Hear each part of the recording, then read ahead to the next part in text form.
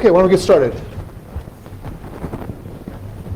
Hi everyone, thanks for coming. My name's Jeff Williams. I'm the CTO and founder of a company called Contrast Security.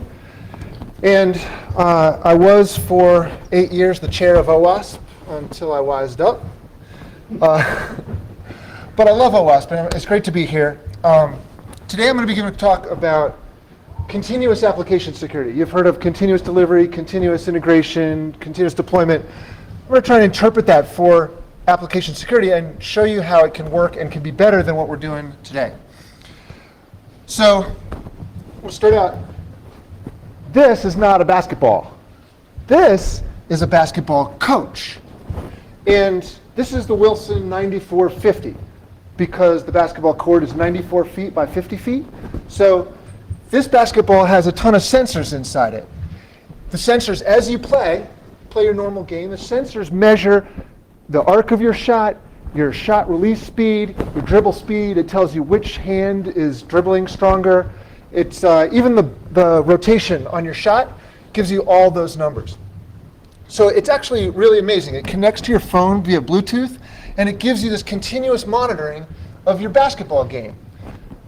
I started using this a couple weeks ago, and it's fantastic.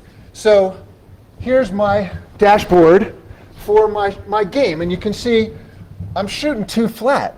Like the 9450 has a model of what good basketball looks like, and your shot should be somewhere between 42 and 48% degrees, and I got a couple in that range, but most of my shots are coming too flat. Now I've been playing basketball for 30 years, and I didn't know this because nobody tells you because they don't care, and it's actually kind of hard to see what somebody's arc actually is. So I think this is fantastic. So this thing has a model in it of good basketball, and it continuously compares your game against the model to give you great feedback on what you're doing. And I think there's a huge lesson here for application security, which we'll talk about today. So really, this is a basketball coach, right? This is the new approach. Sensors plus model gives you continuous feedback on whatever you're trying to do well. And in a lot of ways, it's better than a human coach because they're always there. Now, do you still need a coach? Sure, probably. But now your coach doesn't have to sit there and watch you while you shoot 1,000 free throws or run sprints all day. You can do that with sensors. You can monitor that. And your coach can focus on giving you strategic advice for how to play the game better.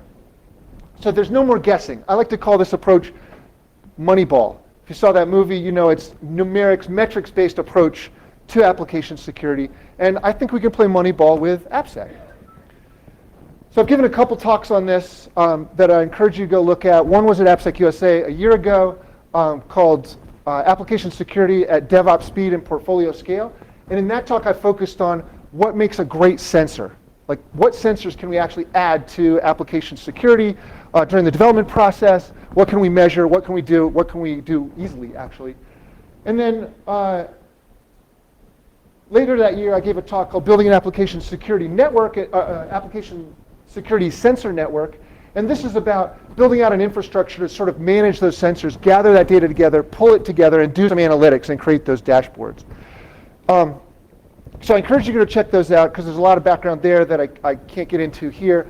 But this talk, we're going to take it all the way to a full program built around the ideas of continuous application security.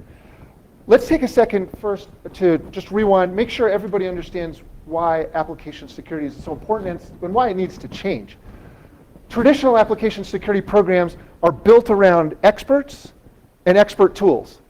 And they're all out there in the hallway. You got tools that, static analysis tools and dynamic analysis tools that basically require experts to set up and run.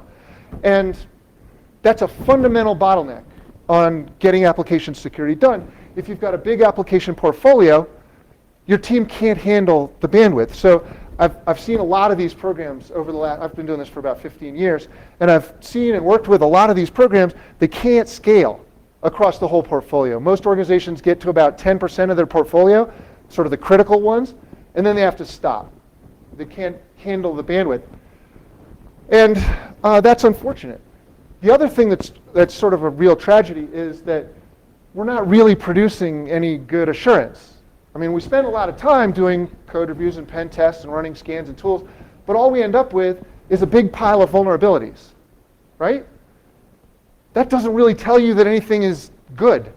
It's not an assurance argument. It doesn't give anybody any confidence about the software.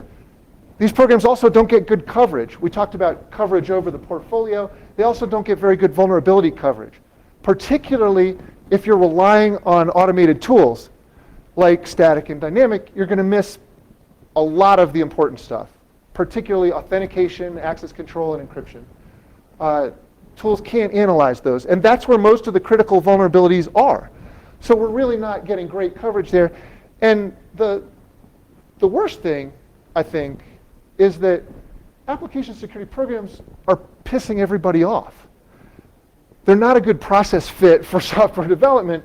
They're insulting to developers. They inspire fear in executives, and frankly, they're kind of boring for security professionals. I think we can do a lot better matching up to the process of modern software development. So, not surprisingly, these programs aren't working, and we're seeing the results in breaches. So, Verizon DBIR report, which you should read if you're in this field, came out.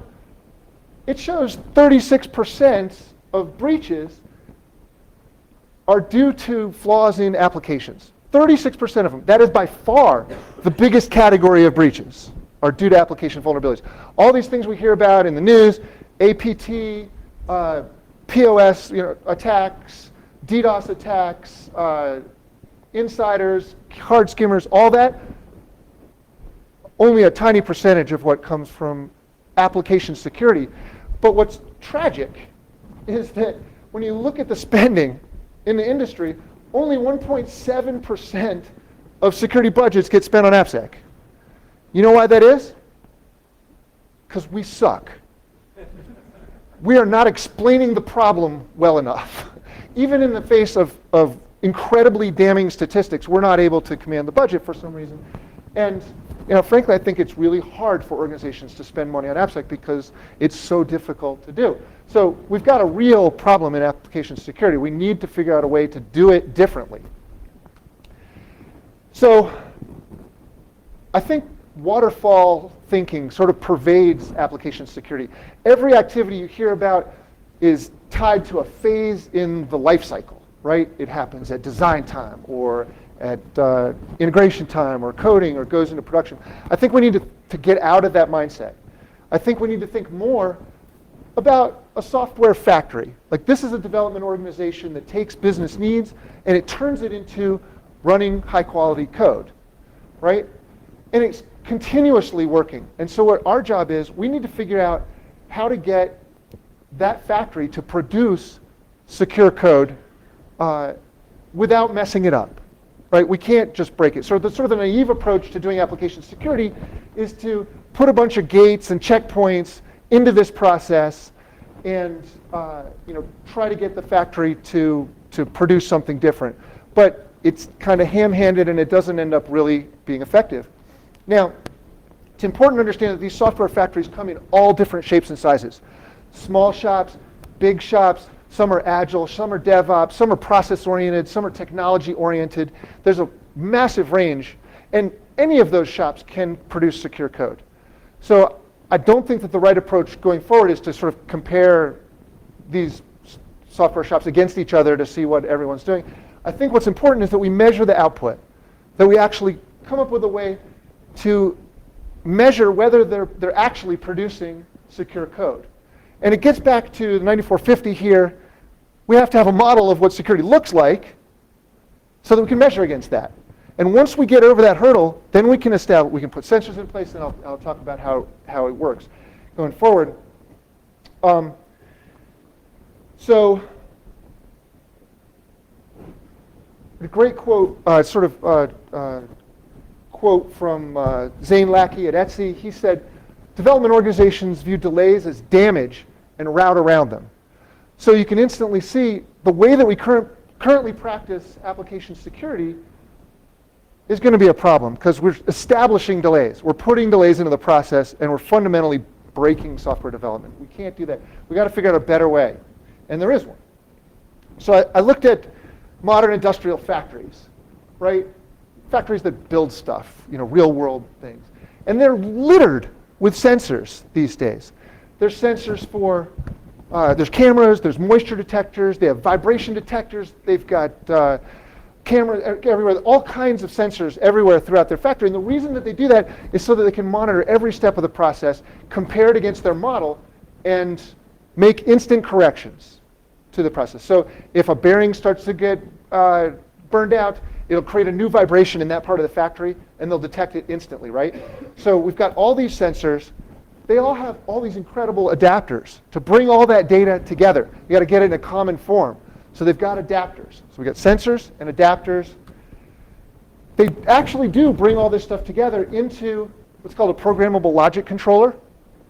All this data comes together. They make a big database full of all this data. They run smart analytics. That's where the model gets compared to the actual results from the sensors. And then all that data turns into beautiful dashboards and alerts that tell people when stuff is going wrong, right? So what they've done is they've completed this real-time feedback loop. Almost instantly when something goes wrong, they get notified, they can fix it right away. They don't go way off track before something gets done. So that's the pattern that I think we can emulate in AppSec. Sensors, adapters, analytics, and dashboards. So let's look at how that might work. And I've heard at the conference, I've heard a lot of people talking about, well, any individual tool is not very good, but when you put a bunch of these bad tools together, you can get better results. And I'm going to say I'm not convinced. I've tried this in a number of organizations, but running bad tools that have really high signal-noise ratio, that are spotty in their coverage, that are difficult to use, and that require experts, running multiple of them has significant problems. First of all, it's just harder, right? Every one of those new tools that you try to run, you've got to onboard the application, you've got to run the actual test, you got to get the results out of it, you got to tailor the tool, you got to merge the results, and then you got to do triage on the results. It's time consuming. And second, what's really disturbing is you're going to lose the things. The idea is that you then focus on the vulnerabilities that multiple tools find, right? Because you think they're higher confidence. But what you'll lose is the things that those tools do really well, uniquely well, right? If you've got a tool that does a couple of things really, really well, you're going to lose those because they're not going to be corroborated by anything else. So that's a real problem. I believe what we need is much better sensors, simple, accurate sensors that do a great job. And so to that end, I'm incredibly excited to announce a new free application security sensor, and it's probably unlike anything you've seen before. So this is, let me just get on my right slide. This is Contrast for Eclipse, and some of you may have seen a demo out there. And I just wanted to be absolutely clear. I did verify with the OWASP board that this is absolutely okay to talk about at an OWASP conference. There's a 100% free tool, so I just wanted to make sure everybody knows that and doesn't freak out. So what I'm going to do is I'm going to put this tool up here. So I had a little trouble with my screen here. Here we go. All right, so this is Contrast for Eclipse. It's incredibly easy to install. You just go to the Eclipse Marketplace, download it just like any other Eclipse plugin. And what it does is it automatically analyzes your application as you use it. So when you start up Contrast, it's going to look like this. Let me clear out these. Fine. So we're just starting from scratch here. And in order to use it, we've added something to the Start menu here. So I've got a server started already, but you just right-click on this and you say, Start with Contrast instead of the normal Start. Okay, so developers can just run this very similar to the way they normally work. And what Contrast does is, as the application starts, Contrast instruments the app with a bunch of passive sensors. Those sensors gather data directly from inside the application. These sensors have access to a ton of information not just the code like a static tool, although we can access the code, and not just the HTTP request like a dynamic tool. We have access to all of that and access to information like the runtime data flow, all the libraries and frameworks that are in the application.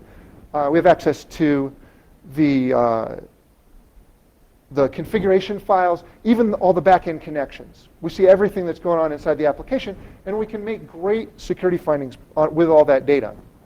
So what I'm going to show you here is just a simple web application. I've started this up, and I've got contrast enabled. So I've got contrast over here, and we'll just clear out any findings, because it keeps finding stuff, because the application's in use. And I'm just going to go to the main page of contrast. And that's cute. The screen resolution is kind of messing this up. So I'm going to go to main.jsp here. Home.jsp.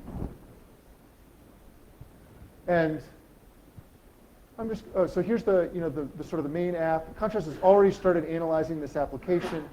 And I think if I go to register, there's a whole menu here. You know what, I'm just going to go over to this and just register. This is the same application running. It's just an external browser as opposed to an internal browser. So I'm just going to register, put in my name, Jeff Williams. I might have mistyped that, whatever. Chicago, and some credit card number. And submit that. Contrast analyzes that request in real time, and the results show up immediately in the Contrast for Eclipse plugin here. So then, let me make this full screen so you can see it. What we're seeing here is a trace for a cross-site scripting problem discovered in this page.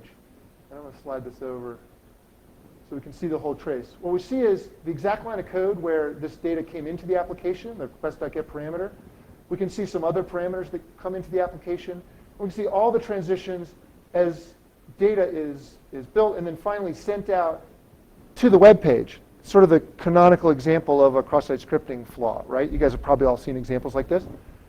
Since we have all this, we're right in Eclipse. You can click on the line of code and go directly to the exact line of code. So notice this is in the person class here, and we trace it through profile.jsp where this data gets split, and eventually down to the line of code where this gets written out to the HTTP response.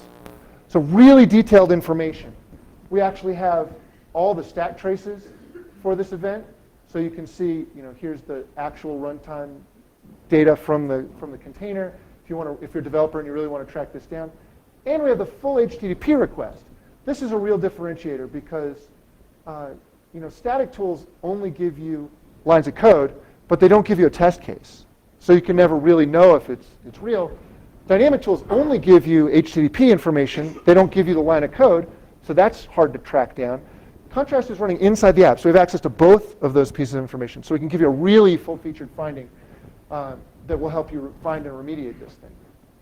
So we've got a bunch of details here. You can see, there's guidance on how to fix it. There's a risk summary.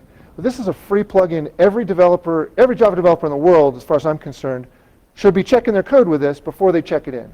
Because we've lowered the burden of doing application security checks to almost zero on developers. They can do this over and over as they run. This thing is actually real time, and let me give you a demonstration of that. This is Selenium IDE. This is a Firefox plugin. And Selenium is an easy way to build test cases and scripts that exercise a website. So all I did is I hit record here, and I just clicked through the links and menus in this ticket book app, and then save that. And now I can just replay that whenever I want. So what this does is it actually just exercises the application. You can see contrast is running at wire speed here, and the vulnerabilities are just pouring in to the Eclipse plugin in real time. Okay? So we can look at a couple of these. Here's a command injection. Let's look at the evidence because that will show you exactly where it happens. This is command.jsp has a line where it brings in data and then it writes it out. It calls it in the runtime.exec. We can see all kinds of vulnerabilities this way. Down at the bottom, you can see these are library vulnerabilities. So we're actually analyzing all the libraries and components and frameworks that are part of this application and giving you data on whether they have known vulnerabilities. This is sort of OWASP top 10 A9. give you coverage over that, so developers can instantly say, oh, I don't want that vulnerability, I better update my library to the latest version.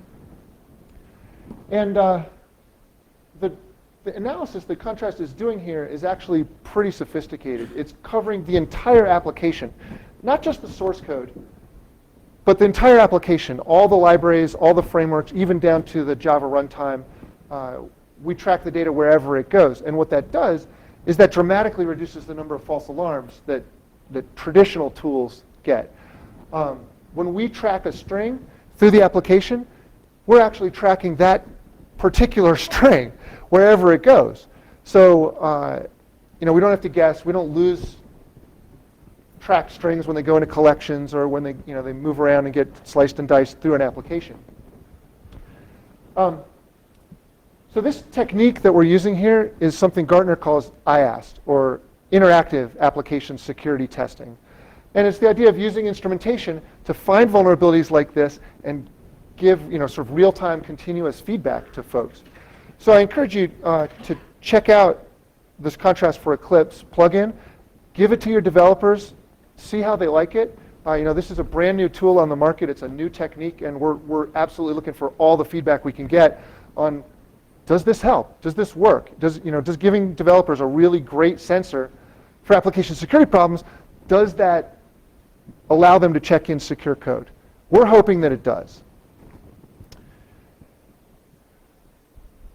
Okay, so let me go back to the presentation here. So that was great, right? That's a great developer tool, but it's not a whole application security program, and I would never try to claim that. Putting in a single sensor in sort of one part of a development organization, the IDE, isn't going to solve application security for everything. I really think you need to instrument that whole software development factory, right? Not just the IDE, but all the different systems and processes that code goes through before it gets to live. It's trying to get that culture of instrumentation to catch fire within your organization and get people to rely on it. So the good news is this is probably already happening within your organization. So lots of teams are now, who's doing some variant of Agile or DevOps software development, right? So, it's like at least half the room. These processes rely on instrumentation to produce high quality code. And when I first heard about, XP and Agile and DevOps, I was a little skeptical, right? I was like, that's going to be a disaster for security. But it turns out I was 100% wrong, and I've come 180 degrees on this. So with traditional sort of waterfall models with rare release cycles, your project can get way off track from what it's trying to build before there's sort of a correction back to the model. And that introduces a lot of risk. The farther you get away from your model before you check and get back on track, the worse off you are. With Agile and DevOps, those cycles are much shorter, so you've got many more opportunities to sort of correct and stay on track, which results in a lot less risk. So I was talking to Nick Galbraith from Twitter a few weeks ago, actually, and we had a great conversation about this process and why DevOps is good for security. And he said something interesting. He said, these continuous practices force software development shops to establish the infrastructure to measure software automatically, right? They build the infrastructure to do automated model testing for whatever they define as quality. They test it automatically, and they've got the infrastructure to do it. So they run Jenkins, and they run all their unit tests at continuous integration time. Every time you check in code, all the tests run. They've automated this. This is awesome for security because they've provided the infrastructure for organizations to do great application security testing. But it's just an opportunity. It's not a guarantee. DevOps is not going to produce secure code just by itself. But it gives us an opportunity to instrument the software process so that it will produce secure code. And I like Dan Kaminsky's quote here too. He said, to survive this, meaning he's a little more apocalyptic about the way software development is going. To survive this, we have to monitor, we have to report, and we have to adapt in real time to our mistakes. And that's exactly what I'm talking about here, is how do we adapt to our mistakes faster? So my colleagues at AppSecUSA have spent the last year working with clients, trying to help them build continuous AppSec programs. Basically what they did is they started out with software development trends like DevOps and Agile, and mixed in a whole bunch of application security practices. And they got these practices from all over the place. Historical stuff like the Orange Book and the Common Criteria, the maturity models from the 90s. They looked at CNA processes. They looked at all different, OWASP stuff. They looked at all different approaches to application security, and they threw away everything that doesn't directly contribute to security. Right? That's a key. It's got to, be related to getting close to that model. Anything that doesn't scale, right? Anything that's not real time, so sort of instant feedback. Anything that's irritating, and I don't know how to describe that better, but anything that's going to irritate developers is going to alienate everybody and wreck it. And anything that's tied to a particular phase of the life cycle. And so for example, some things that a lot of organizations try to do or think they should be doing, like security requirements and security architecture diagrams, and to some extent threat modeling diagrams, these things don't meet a lot of these criteria, right? And frankly, I can't think of a lot of projects where I've gone to where all the developers are intimately familiar with the security requirements and the architecture diagram. Those practices just really aren't working at DevOps speed and portfolio scale. So we took what's left and we refactored it into a model we call continuous application security. And we put together this handbook. It describes the 8 practices of continuous application security. It's 8 activities that are designed to augment existing software processes, not replace, not change, not break, but augment existing software processes so that they can do continuous application security. Relies heavily on automated sensors. It's performed continuously throughout the development organization. So it's not something that you do at a particular phase. It focuses on whether the security's been achieved. Really, that's the sole focus of continuous. And what we've tried to do is make sure that experts are not involved in the critical software development path anywhere. And I'll talk a little bit more about that as we go forward.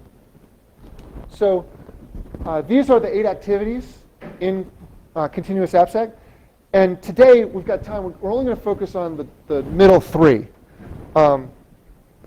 because we just don't have time to talk about everything. So these 3 core activities, their whole purpose in life is to create a tight feedback loop. Remember we talked about the 9450? You got a model, you got sensors to measure against that, and then you've got visibility dashboards to present that data. That's what we're trying to create with these 3 core practices. And so in most organizations, those 3 core practices are probably enough to get all the rest of this done. They'll sort of happen naturally. Once you infect an organization with continuous metrics, the rest of these things will probably happen. But let's dig into these core things. So the first practice is instrument everything. And so you remember the software factory. I want to see instrumentation across the whole development organization. It's actually pretty easy to make these sensors. You can use existing tools and wrap them so that they run continuously at various phases, various places and phases within the software development organization. So for example, you can use a tool like ZAP, OWASP ZAP, which is a great tool. It's most people use it as sort of a pen test tool, a proxy, but it can run passively. It can sit as a proxy on the network and just passively detect vulnerabilities. So why not deploy that into your test region, get your testers to test the application through ZAP, and get great data about how your application actually works. You want to monitor the HTTP headers?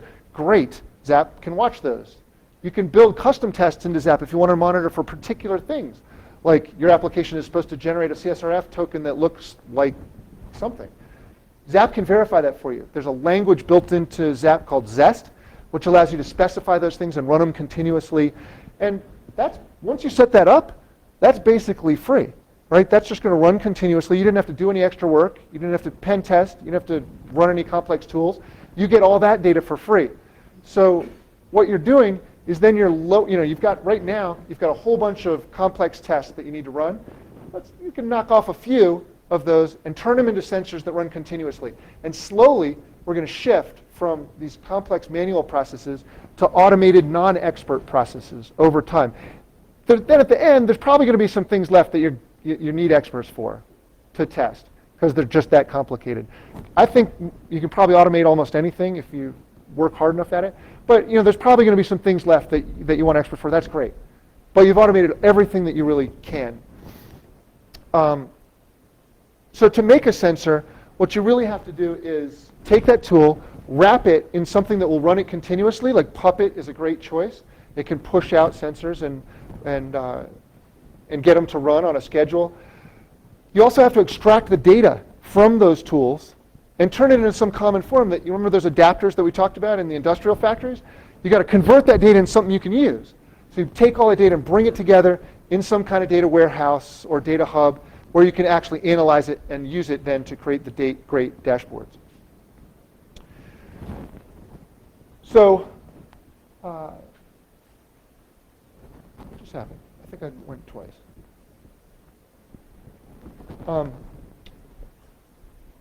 So I like what Alex Stamos, he's the CISO at Yahoo, said about this. He's like, everybody's trying to sell me pizza boxes with some fancy technology in it. And what I really want is I want software sensors with centralized intelligence.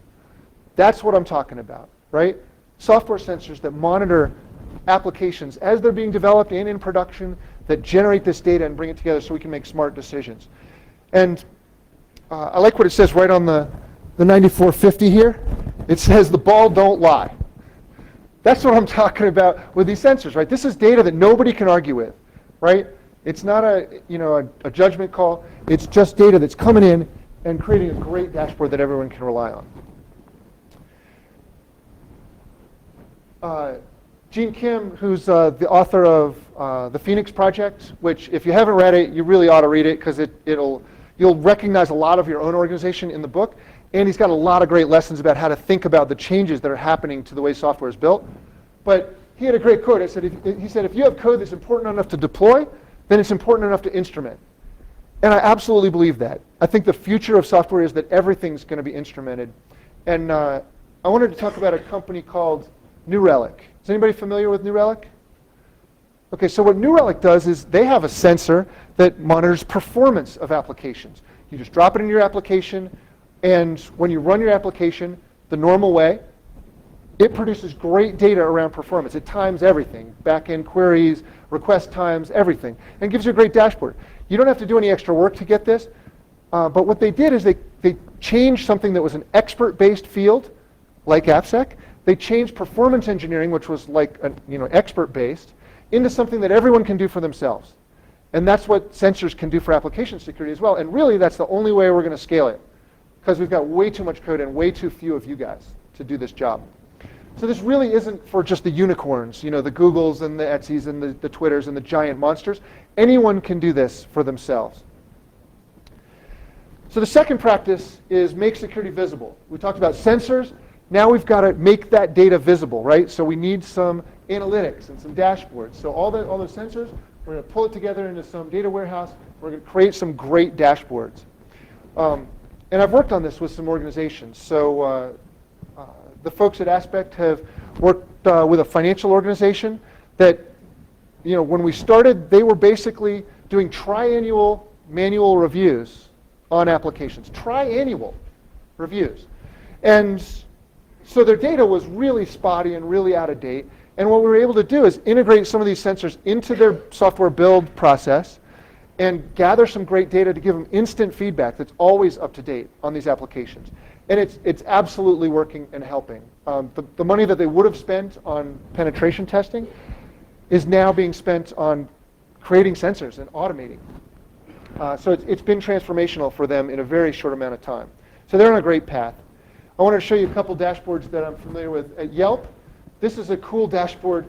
If you're familiar with content security policy, the XSS prevention that's built into certain browsers,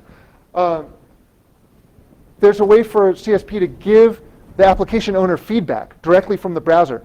So Yelp is receiving thousands of reports a minute from CSP that's coming back in, and there's a ton of useful data. It's essentially a sensor that they've deployed, and it's telling them what's going on in their, their huge array of applications out there. They've got a nice blog about it. The URL is there. But this is the kind of dashboard that developers can really use in real time and see what's going on. So another slide.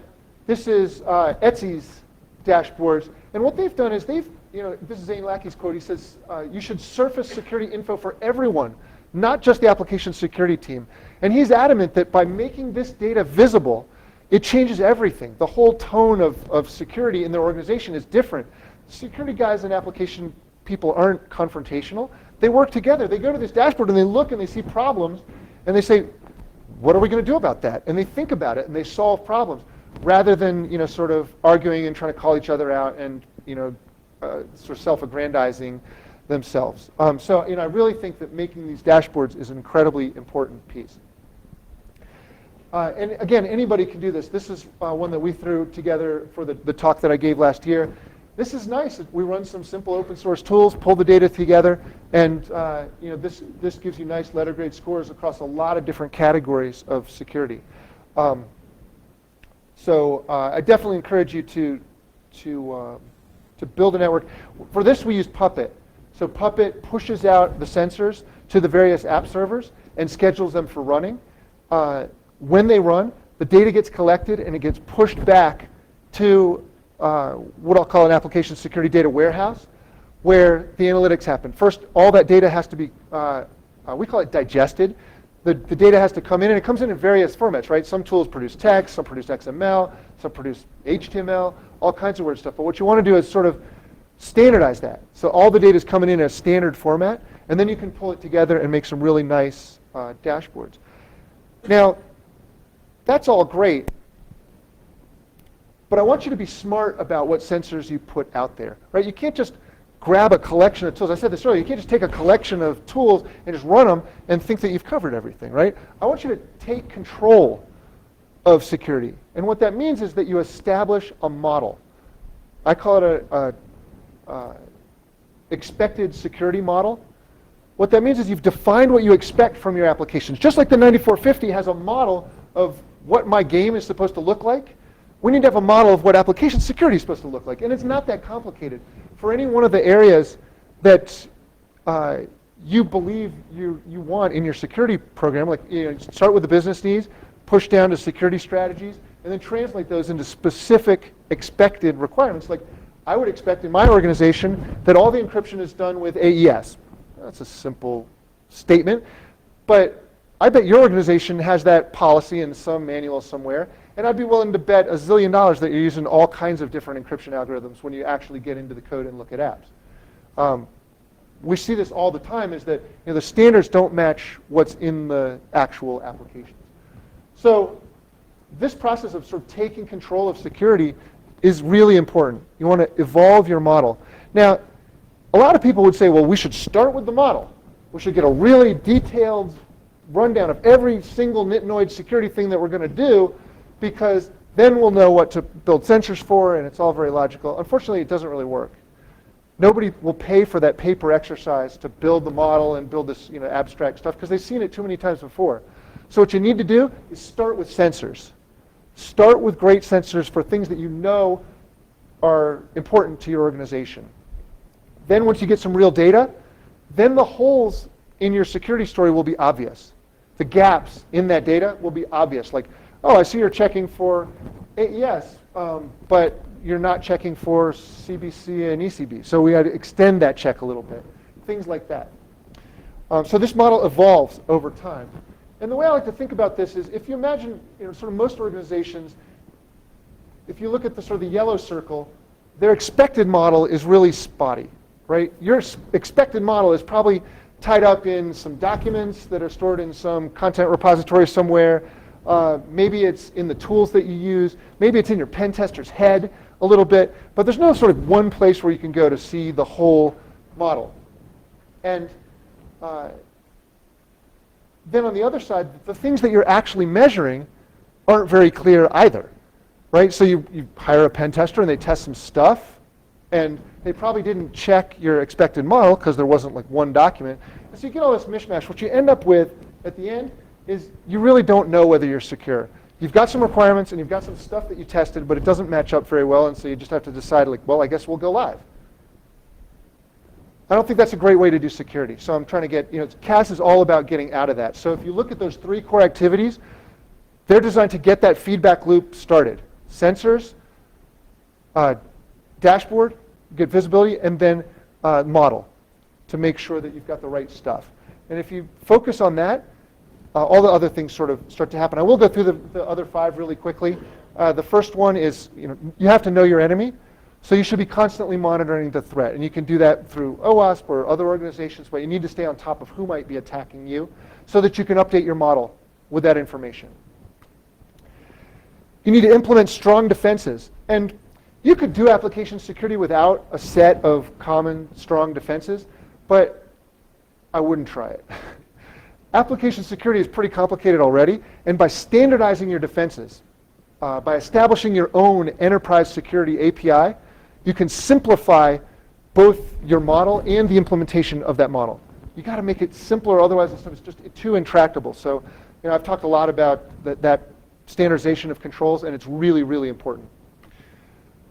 You should hack yourself, and I think it's important to constantly be looking for the gaps and flaws in both your story, your expected security model, and new and novel flaws in your implementations, right? So there's always going to be a role for security researchers who are doing great stuff. But again, I want them to focus on the things that you can't put sensors on or you don't know to put sensors on yet, right?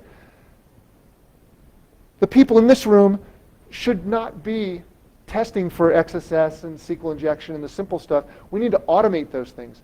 And I was in a panel yesterday, and one of the panelists said that application security folks need to be coaches and toolsmiths, not directly involved in the critical path. So we need to make that conversion. One thing you can do right away is you convert your penetration testing practice into creation of sensors. So if a pen tester finds something, don't let them give you a PDF write-up of the flaw. Make them create a sensor to test for it for then on, right? Give me a script that I can run on all my code that will test this forever, right? That way, over time, you'll shift over to all sensors, and you'll be just testing the really novel, really weird stuff where security researchers are necessary. That's what Mozilla has done, by the way. When they take bug reports, they expect them to come in Zest, that ZAP scripting language I mentioned, right? That way they're reproducible, and they can run them as regression tests forever. This practice is about expecting failure, and really, incident detection, incident response is really important. You need to do it continuously. It's really part of your defense strategy, and so that's part of continuous AppSec. Then the last thing is, I think that you can do things to promote security culture. Training and e-learning, I think, are some of the most effective security practices that you can have in place. But there's other things like executive memos and promote internal marketing and promotion that you can do. I actually don't, if you did all the other stuff, I don't think you'd need to do very much of this, but frankly, I think it's a great practice to make security culture really take hold fast. And that's it. Those are the 8 practices. You really don't have to chase vulnerabilities all day. You can be more of a coach and more of a toolsmith. It really is a new world. I believe that all the data that we need is sitting out there in our development organizations, in the code, in the tools, in the practices. All we got to do is gather it up with great sensors that can find it. And today, I think we've given you a very powerful sensor. The contrast for eclipse sensor, I think, is really powerful. We want to try to get it to every Java developer on the planet, because why not? And I could use your help. I want to try to spread the word on continuous application security. I think it's really important. I think it can change the way people do AppSec. And so if you're interested in helping me, please contact me. My contact information is on the next slide. You can reach me there or at Twitter at Planet Level. And the reason I'm here, by the way, is I want to meet you guys. I want to meet everybody here. So please come up and find me and talk to me. I really get a lot out of that. So stop by our booth, pick up the, copy of the handbook. I got some up here. And don't forget to download the Eclipse plugin and give it a spin. It's a lot of fun. I really like it. So thanks for coming out. I'd love to take any questions. Yeah. About contrast volatility. We're going to see how this goes. I mean, the Eclipse is by far the biggest IDE, but no question, there is a way to sort of already use it with IntelliJ, and we can talk about that. But we'll do the integration if people really like this. How about contrast for Visual Studio? Same thing, man. We can't do everything. So this is an experiment. We don't know if people will like this, if developers are really going to like it. So let's try it. Let's see if this changes things. Yeah. So does the tool actually inject code automatically for developers? Is that Yeah. how it instruments it? Yeah. So So developers don't have to type in extra lines and stuff. they don't have to do anything to their code, and I'll switch over and put the tool back since people seem to like talking about tools. Yeah. So we're just sort of constantly monitoring the code. So as the bytecode loads, it actually instruments the code, so it adds passive sensors to the actual code. So the developers use their normal process to develop, their normal testing process. They don't change how they work at all, just like 9450. You just play normally, and it gives you great dashboards on how you're doing. That's what contrast does. Yes? Say again?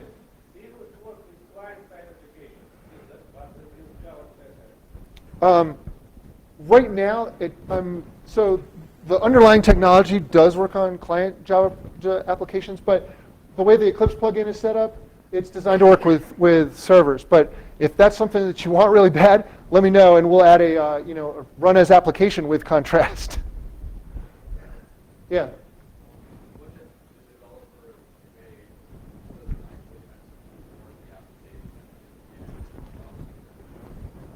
Then contrast can't see it.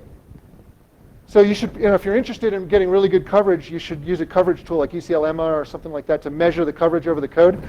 I will say that both dynamic tools and static tools get terrible coverage over the code base. There's a number of reasons for that. Static tools don't look at the libraries, so it's like a huge chunk of the code. Dynamic tools can only see what they see. Contrast actually, just by using the application normally, contrast covers a good percentage of the code. In our experiments, we found the code coverage is much better than you get from traditional tools. But it's not perfect. I mean, we're not saying we cover every line. You got to write some test cases to exercise your code. Any other questions? Yeah. On XSS, it did flag that. Does it do anything on the JavaScript side? My guess is No. We should talk later about that. But instrumenting JavaScript code is possible, and we're exploring that. Yeah.